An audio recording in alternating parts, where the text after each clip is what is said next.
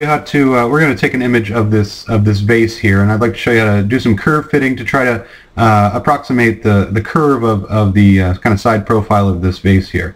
We're going to do this for calculus to eventually get the volume of this vase by spinning that curve around that axis of revolution in the center. So first thing we need is a picture. You can get one online if you don't have your object, or I just took this with a camera phone and then emailed it to myself so I could have it on the computer there. Make sure that your picture is taken straight from the side of it. If we have it at an angle, then we're in a little bit of trouble like that. So make sure that it's taken kind of perpendicular, or orthogonal is the right word since it's 3D, to that axis of revolution. Alright, so I want to take this image and open it up in some image editing software.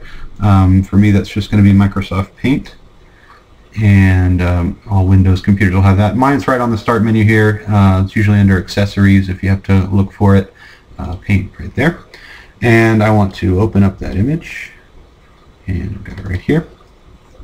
Alright, that looks a little bit too big, so I can go and select the whole thing. And then we'll resize that a little bit, maybe like 25%. Make sure that both of those change the same so that we're not changing the scaling there. Alright, that looks better.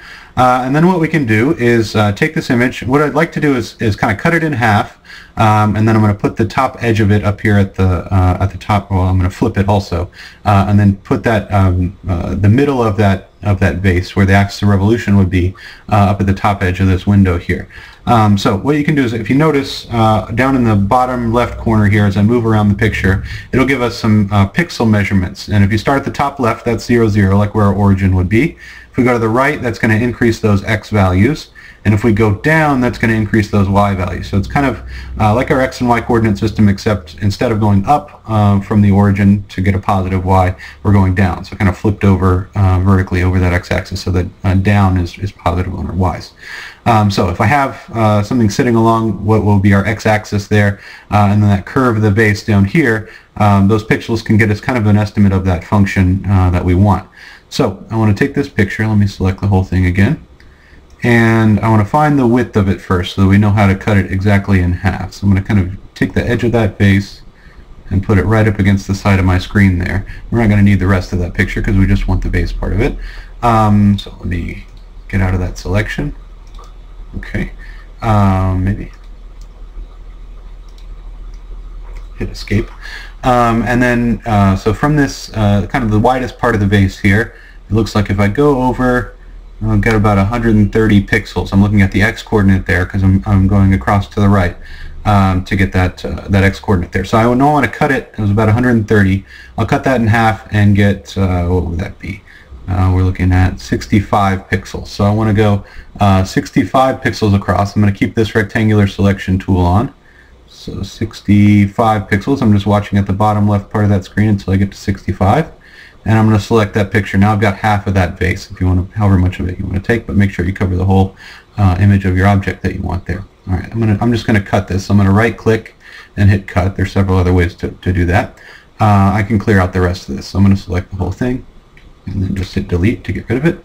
And now I'll paste the part of that vase that I copied there. This will probably work having it like this, but what I'd like to do is flip it a little bit to make that axis of revolution show up on the top edge of the screen.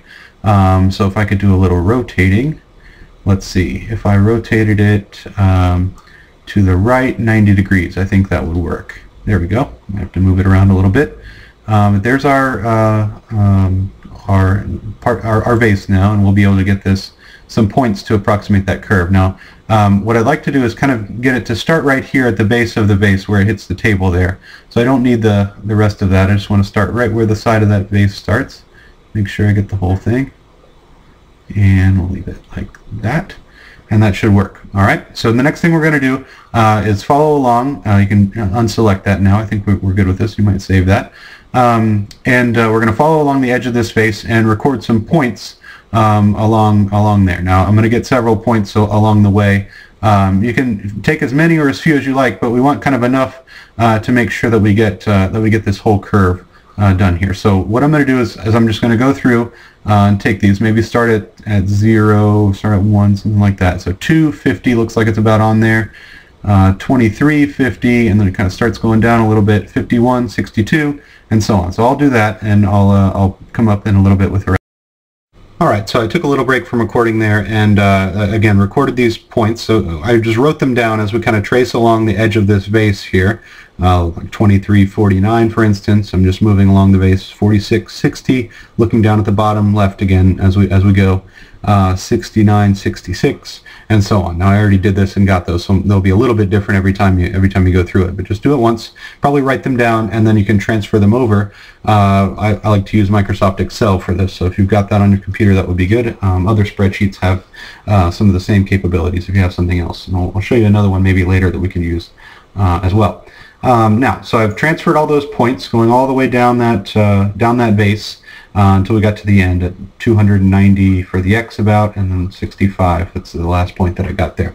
But there's an issue with that. Those points are measured in pixels, and that doesn't really give us something meaningful. So what I'd like to do is convert that into something that we can use, like inches or centimeters. So I'm measuring this vase. You can't see it because it's off the screen. And it's, in real life, 6.5 inches tall. Now the height of that vase ended up turning into these X's. So that means that 290 really should be 6.5. So what we want to do is take those X's and Y's and come up with new X and Y coordinates to be measured in inches here. So I want to take these and convert them all. Let's see, I want to get rid of the pixels, so I want to divide by the 290 and multiply by the 6.5. That'll turn those pixel measurements into inches. So in Excel you can do this really easy. You say equals and then select one of the ones that you want to convert. I'm just going to start at the top left here.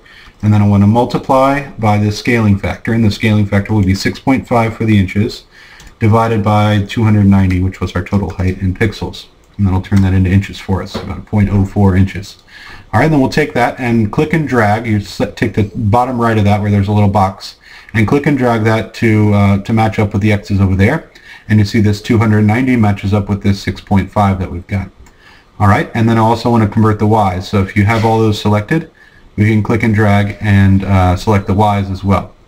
Okay, now you see about 1.5 inches is about the biggest that gets, and that looks about right to me, looking at the actual vase here.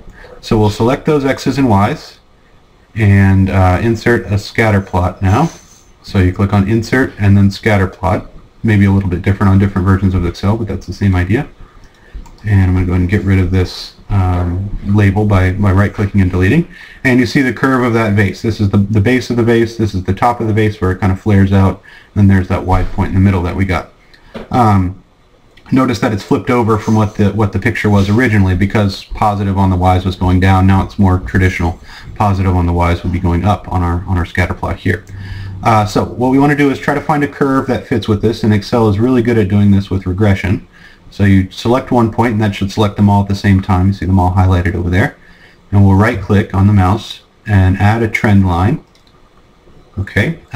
You notice it'll kind of update it as we go here. You might have to move this around so you can see the graph at the same time.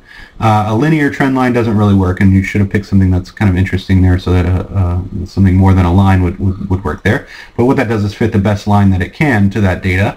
But we want to get something a little bit closer. So I'm going to select a different polynomial.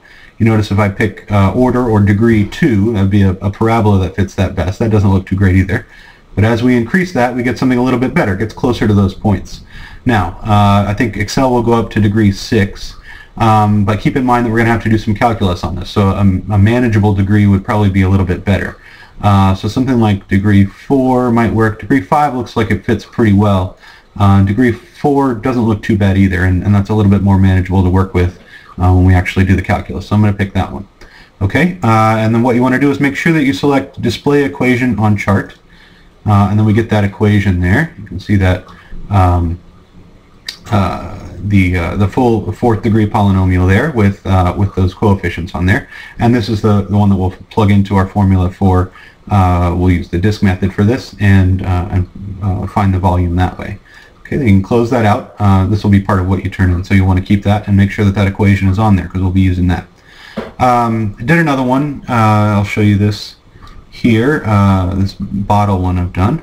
You might notice this familiar shape. This is the traditional Coke bottle contour of their bottle there. So I got a whole bunch of points for that one, you'll see, going all the way down. Converted them to inches, and then we've got a curve. This would be degree 6 polynomial that approximates that curve for a Coke bottle, and that's a patented shape that they've got there.